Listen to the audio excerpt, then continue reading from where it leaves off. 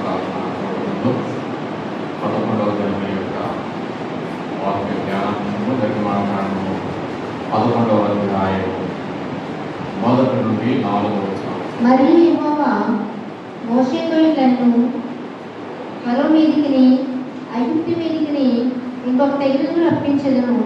అటు తరువాత అతడు ఇక్కడ నుండి మిమ్మల్ని పోనించును. అతడు మిమ్మల్ని పోనించినప్పుడు ఇక్కడ నుండి మిమ్మల్ని బొత్తిగా వెళ్ళగొట్టును. కాబట్టి తన చెలికాని యొక్క ప్రతి పురుషుడును తన చెలికత్తి యొక్క ప్రతి స్త్రీను వెండి నగలను బంగారు నగలను అడిగి తీసుకుని ప్రజలతో చెప్పును. యెహోవా ప్రజల ఎడల ఐగుప్తీయులకు కటాక్షము కలుగజేసెను. అది కాక ఐగుప్తు దేశంలో మోషే అను మనుషుడు ఫరో సేవకుల దృష్టికి ప్రజల దృష్టికి మిక్కిలి గొప్పవాడాయను. ప్రార్థన చేసుకుందాం. ప్రేమ కలిగిన మా దేవ, నీ నామమున వందనాలు. ఈ దినమందు నిర్గమాకాండము 11వ అధ్యాయము ధ్యానాంశంగా మేము తీసుకుంటూ ఉన్నాం. ఈ అధ్యాయంలో మార్గంలో రాయబడిన సంగతులు కొన్ని నేర్చుకోవడానికి మాకు ఈ సమయంలో ఇచ్చిన అవకాశం బట్టి వందనాలు చెల్లించుకుంటూ, ఈ సమయంలో మాకు కావలసిన మీ మాటలను మీరే మాకు బోధపరిచి మహిమ పొందము. మంచి బోధకుడైన యేసునామమున ప్రార్థించి వేడుకొంచున్నాము తండ్రి. ప్రభువునందు ప్రియమైన వారులారా, ఈ దినమందు దేవుని యొక్క వాక్య గ్రంథంలో మనం ఆలోచన చేస్తూ ఉంటే 2 రకాల సంగతులు కనపడతా ఉన్నాయి. అయితే ఈ యొక్క 11వ అధ్యాయంలో 10 వచనాలు మనకు కనపడతా ఉన్నాయి. ఈ 10 వచనాల్లో 2 రకాల సంగతుల గురించి దేవుడు చెప్తా ఉన్నాడు. మొదటి 3 వచనాల్లో దేవుని ప్రజలైన వారికి కావలసిన విలువైన వెండి బంగారములను దేవుడు అడిగి తీసుకున్నామని చెప్పుట. ఎందుకు అంటే ఎప్పటి వరకు వారి జీవితంలో ఈ ఆశ తీరలేదు. బంగారం పొందామంటే ₹1,00,000 దాటి ఉంది. ఇప్పుడు మనం కొనుక్కోలేని పరిస్థితి. కాబట్టి ఇప్పుడు ఏం చేయాలి? మన యజమానుల ఎడల మన యజమానులకి ఏం చేయాలి? కటాక్షం కలుగజేసి, అంటే జాలి కలుగజేసి. ఐగుప్తీయులకి జాలి ఉండదు. ఏం చేస్తారంటే పనివారిని కొట్టారు. ఐగుప్తులకి ఏం లేదు, ఐగుప్తీయులకు జాలి లేదు. జాలి లేని కఠిన హృదయాలను దేవుని దినమందు నీకెందుకు ఆ హృదయాన్ని పెట్టింది నేను, కఠినపరిచింది నేనే. ఇప్పుడు జాలిగా మార్చేది ఆ కఠినత్వమును తొలగించి మీ ఎడల మీరు అడగగానే వెండిని బంగారాన్ని మీకు కావలసినంత ఇచ్చేస్తారు. ఇలాగా ఏ దేవుడు ఎక్కడ ఎప్పుడు చేయలేని గొప్ప అద్భుతమైన కార్యము దేవుడు తన ప్రజలైన ఇశ్రాయేలు ఎడల చేస్తూ ఉన్నాడు. మీరు ఇప్పటి వరకు పనిచేసిన యజమానుల యొక్క వారు చాలా వెండి బంగారం కొనుగోలు చేసి ఫ్రిడ్జ్లో పెట్టుకున్నారు. అందుచేత మీరు అడగగానే చాలా కాలం నుండి పనిచేస్తున్నారు కనుక మీ మీద వారు జాలిపడి మీరు అడగగానే, పురుషులైన మీరు స్త్రీలైన మీరు కూడా ఏం చేయండి, మీరు పనిచేసే యజమానుడి యొక్కకు వెళ్ళి మాకు వెండి నగలు బంగారు నగలు ఇవ్వండి అని అడగండి. అడగగానే వారు మీకు కావలసినవన్నీ ఇచ్చి వేస్తారు. ఇది దేవుడు చెప్పిన సంగతి. ఇక రెండవదిగా మనం ఆలోచన చేస్తే, ఎందుకు ఇస్తారంటే నేను వారికి జాలి హృదయాన్ని కటాక్షాన్ని కలుగజేస్తాను మీ ఎడల. అందుచేత మీ జీవితంలో ఎప్పుడు ఊహించని, ఊహలోకి కూడా రాని ఒక అద్భుతాన్ని నేను మీకు చేస్తున్నాను. మీ జీవితంలో వెండే కొనుక్కోలేని మీకు ఇప్పుడు బంగారం, వెండితో పాటు బంగారం, వస్త్రాలు అన్నీ మీకు ఇచ్చేటట్టు నేను చేస్తానని దేవుడు ఇశ్రాయేలీయులైన వారిని ఒక్క రోజులోనే కోటేశ్వరుని చేసెను. దేవుడి స్తోత్రం. ఒక్క రోజులో దేవుడు హెచ్చిస్తే తగ్గించగలిగిన వాడు లేడని బైబిల్ చెప్తా ఉంది. దేవుడు తగ్గించగా హెచ్చించబడేవాడు కూడా హెచ్చించగలిగిన వారు లేరు అని బైబిలే చెప్తా ఉంది. ఆ దేవుడు ఎప్పటి వరకు ఎందుకో తన ప్రజలైన వారిని తగ్గించే ఉంచాడు. ఇప్పుడు ఈ దినమందేమో అందరికంటే, ఐగుప్తీయులందరికంటే, రాజు కంటే, రాజు యొక్క సేవకుల కంటే, ఆ యొక్క దేశంలో పనిచేసే గొప్పవారందరికంటే, ధనికులందరికంటే ఈ దినమందు వీరిని గొప్పవారిగా చూపించాలి అనేది దేవుని యొక్క ప్రణాళికలో ఉన్నట్టు మనం చూడవచ్చు. ఇక రెండవదిగా మనం చూస్తే, ఈ దినమందు ఒక అద్భుతాన్ని దేవుడు ఇశ్రాయేలు పక్షాన చేస్తా ఉన్నాడు. ఐగుప్తులకు ఇలాంటి బాధకరమైన దినం ఆ దేశంలో ఇప్పటి వరకు లేదు, ఇక ముందు ఉండబోదు. అదేమిటి అంటే వారి యొక్క తొలిచూరునందరినీ నేను చంపివేస్తాను అని దేవుడు చెప్పాడు. 4వ వచనం నుండి 8వ వచనం వరకు. ఇక్కడ ఈ 4వ అధ్యాయం 11వ అధ్యాయంలో 4వ వచనం నుండి 8వ వచనం వరకు తొలిచూలు పిల్లలను నేను ఏం చేస్తాను, హతము చేస్తాను లేక చంపివేస్తాను. అందుచేత పిల్లలు చనిపోతే బాధ ఎలా ఉంటుందో వాళ్ళకి తెలియాలి. మీ పిల్లలను చంపేశారు కదా, నేను వారి పిల్లలను చంపివేస్తాను. చూడండి, మోషే పుట్టిన కాలంలో ఏముంది? శిశువధ. శిశువులైన వారిని నరికి చంపివేసేవారు. ఇప్పుడు ఏ శ్రమ అయితే ఐగుప్తులైన వారు దేవుడి ప్రజలైన ఇశ్రాయేలుకు పెట్టారో అదే శ్రమ మన దేవుడు ఏం చేశాడు? వారి మీదకి రప్పించాను. మనం ఏం విత్తుతామో అదే కోస్తాం చెప్తారు. అంచేత ఇక్కడ ఇశ్రాయేలు యొక్క మగవారినందరినీ, మగపిల్లలందరినీ చంపివేశారు. ఇప్పుడు దేవుడు కూడా గుర్తుపెట్టి మరలా వారి యొక్క తప్పిదాన్ని మరలా వారికి గుర్తు చేయడానికి వారి తొలిచూలు మగపిల్లలందరినీ, తొలిచూలు పుట్టిన వారందరినీ కూడా చంపివేస్తాను అని చెప్పి దేవుడు వీరికి చెప్పడం జరుగుతూ ఉంది. అయితే ప్రభునందు ప్రియమైన వారులారా, ఈ దినమందు మనం ఆలోచన చేస్తే తొలిచూలు లేక జ్యేష్ఠత్వం, జ్యేష్ఠుడు, అయ్యగారు చెప్తున్నారు జ్యేష్ఠుడు శ్రేష్ఠుడు. జ్యేష్ఠుడు ఎలాంటి వాడంట? శ్రేష్ఠుడు, గొప్పవాడు. అందుకని యేసు ప్రభు వారు కూడా ఎలా వచ్చారో తెలుసా? జ్యేష్ఠుడిగానే వచ్చారు ఆయన. అంచేత లోకాసు వార్తలో కూడా ఈ విషయాన్ని మనం చూడవచ్చు. 2వ అధ్యాయం 7వ వచనంలో తన తొలిచూలు సంతానం అంతటిని అన్నాడు. ఎక్కడ నిర్మాకాండం 11వ అధ్యాయంలో తొలిచూలు పుట్టిన వారందరినీ నేనేం చేస్తానో తెలుసా? చంపివేస్తాను. ప్రభునందు ప్రియమైన వారులారా, తొలిచూలు పుట్టిన ప్రభుని కూడా చంపడానికి ప్రణాళిక సిద్ధమైంది. ప్రభు పుట్టినప్పుడు కూడా ఏమైంది? తొలిచూలు పుట్టిన వారందరినీ కూడా చంపివేస్తా ఉంటే గబ్రియేలు దేవదూత ద్వారా హెచ్చరించబడిన వాడై ఎక్కడికి?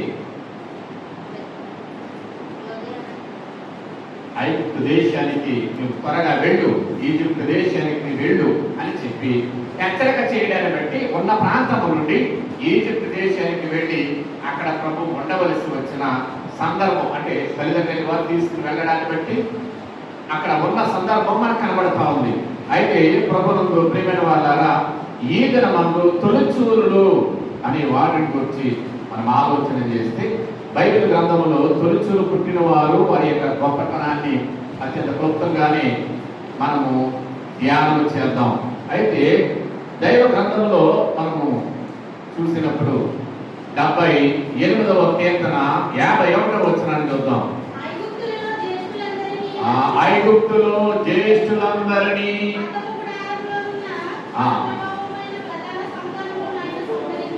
చూడండి, ఈ 11వ అధ్యాయంలో రాయబడింది. కీర్తన 78, 51లో కూడా రాయబడుతుంది.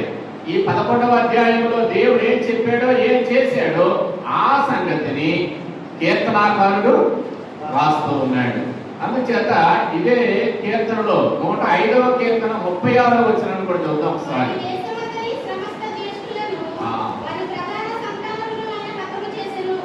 వారి ప్రధాన సంతానం లేక తొలిచూలు పుట్టిన వారిని ఆయన, పెద్దవారిని ఆయన హతము చేసెను, చంపివేసెను.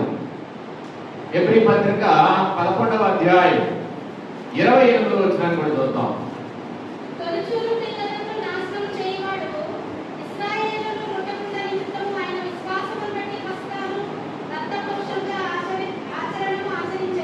ఇక్కడ పౌలు గారు గుర్తు చేస్తున్నాడు, తొలిచూలు పిల్లలను నాశనం అంటే చంపేశాడు అనే సంగతిని పౌలు గారు కూడా ఏం చేస్తున్న ఒకసారి జ్ఞాపకం చేస్తున్న సందర్భం ఇక్కడ మనకు కనబడతాం.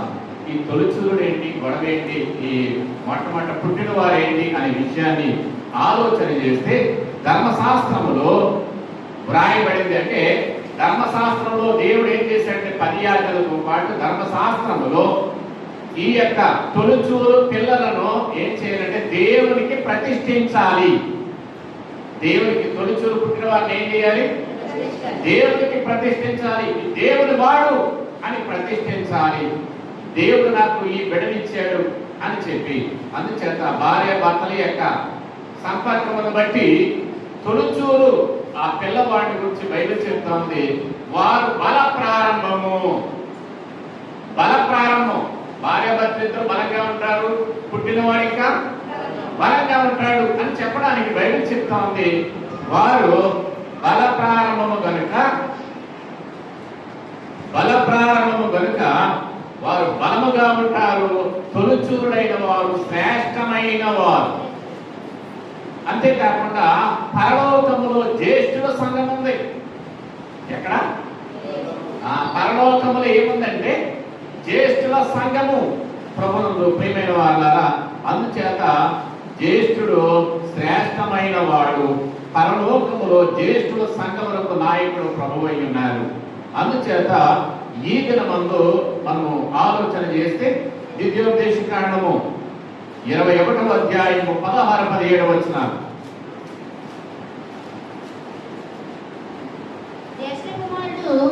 జ్యేష్ఠ కుమారుడు ద్వేషింపబడిన దాని కొడుకైన లేక కుమారుడైన ఎడల తండ్రి తనకు కలిగిన దానిని. ఇక్కడ ఒక యజమానుడికి ఇద్దరు భార్యలు ఉన్నారు. అమ్మా వింటున్నారా? ఒక యజమానుడికి ఎంతమంది ఉన్నారు? ఇద్దరు భార్యలు ఉన్నారు.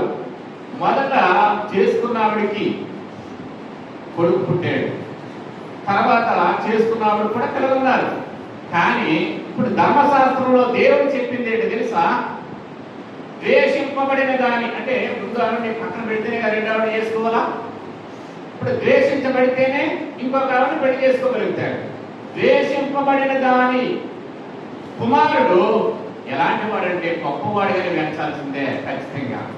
అంతేకాకుండా ఆ వ్యక్తికి ఇదేం చేయాలి తెలుసా? రెట్టింపు భాగం ఇవ్వలేము. 2 అంతలు ఇవ్వాలంట. ఏమి ఇవ్వాలి? రెట్టింపు భాగం ఇవ్వాలి. నీవు రెండవ కొడుక్కి ₹1,00,000 ఇస్తే ముందవ కొడుకు 2 కోట్లు ఇవ్వాలి. ఎందుకు ఇవ్వాలి? జ్యేష్ఠుడు కాబట్టి ఆ జ్యేష్ఠత్వం యొక్క నియమాన్ని మేరకూడదు. అందుచేత దైవ గ్రంథం ఏం చెప్తా ఉంది అంటే జ్యేష్ఠుడు 2 అంతల ఫలము పొందేవాడు అని. అయితే మరొక విషయాన్ని ఈ దినమందు ఆలోచన చేస్తే 2వ దినవృత్తాంత గ్రంథాల్లో 21వ అధ్యాయం 3వ వచనాన్ని చూద్దాం. వారి తండ్రి వెండి బంగారములను బహుమానముగా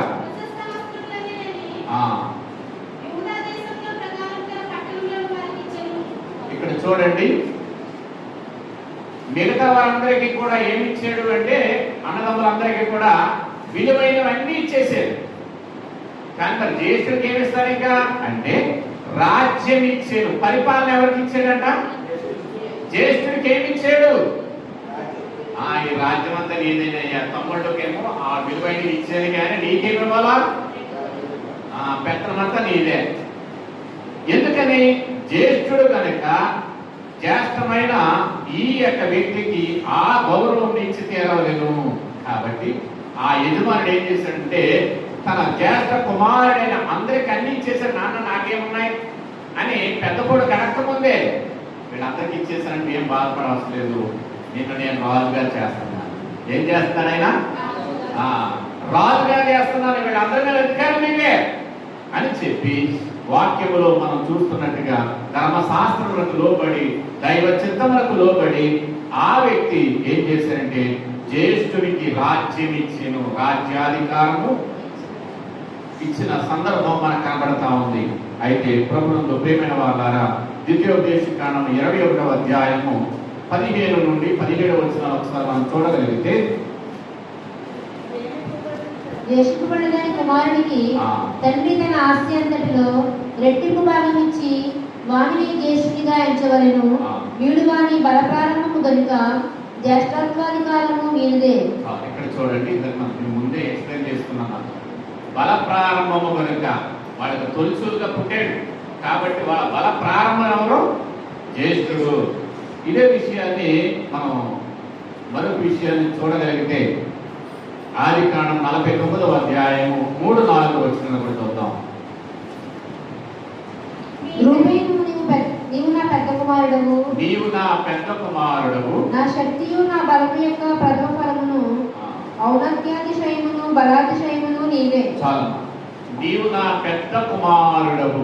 చూడండి, పెద్ద కుమారుడి మీద తండ్రికి ఎంత ప్రేమ ఉందో. పెద్ద కుమారుడి మీద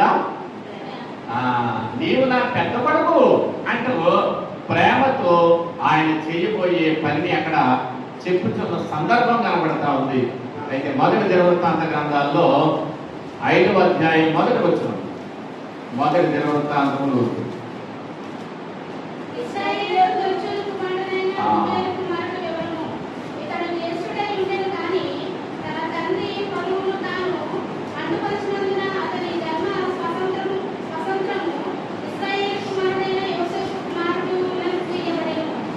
ఇక్కడ చూడండి, ఆదికాండం 25వ అధ్యాయం 29వ వచనం ఒకసారి. ఒకనాడు యాకోబు కలకూర వంటకము వండుకొనుచుండగా ఏషావు అలసిన వాడై పొలంలో నుండి వచ్చి, నేను అలసి ఉన్నాను, ఆ ఎర్రగా ఉన్న దానిలో కొంచెం దయచేసి నాకు పెట్టుమని అడిగాను.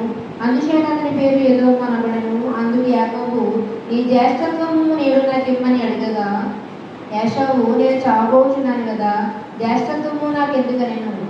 ఇక్కడ చూడండి, తల్లి గర్భంలోనేమో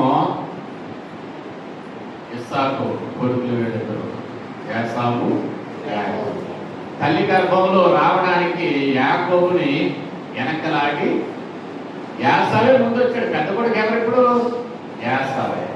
యాసావు తన యొక్క జ్యేష్ఠత్వం విలువ తెలియక, ఇక్కడ పత్రిక మాటలు అంటారు, ఒక్క పూట కూటు కొరకు తన జ్యేష్ఠత్వముని అమ్మి వేసుకున్న భ్రష్టుడైన వ్యభిచారి అయిన యాసావు వంటి వాడు మీలో ఉన్నాడేమో చూసుకోండి. ఈ మాట చదివినప్పుడు చాలా బాధ అనిపిస్తుంది. ఏమైపోయాడు? జ్యేష్ఠుడే గాని భ్రష్టుడైపోయాడు. జ్యేష్ఠుడే గాని జ్యేష్ఠత్వం యొక్క విలువ తెలియకుండా పోయింది. ఒక పూట కూటు కొరకు జ్యేష్ఠత్వాన్ని అమ్మి వేసుకున్నాడు, ఆ తొలుచూలు యొక్క విలువ తెలియక. అయితే ప్రభునందు ప్రియమైన వారారా, తొలుచూలు యొక్క విలువ తెలిసి యాకోబు దాన్ని ఏం చేశాడు?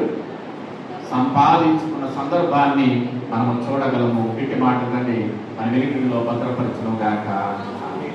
ప్రభు కలిగిన తండ్రి, ఈ నామమును వందనాలు. ఈ దినమందు ఈ నామములో చదవబడిన వాక్యంలో నుండి కొన్ని మాటలు మాకు వివరించినందుకు వందనాలు. విన్న వాక్యాన్ని మా యొక్క హృదయంలో మీరే భద్రత చేసి మహిమ పొందము. యేసు వారి ఉన్నతమైన నామములో ప్రార్థించి వేడుకొంచున్నాము తండ్రి. ఆమేన్.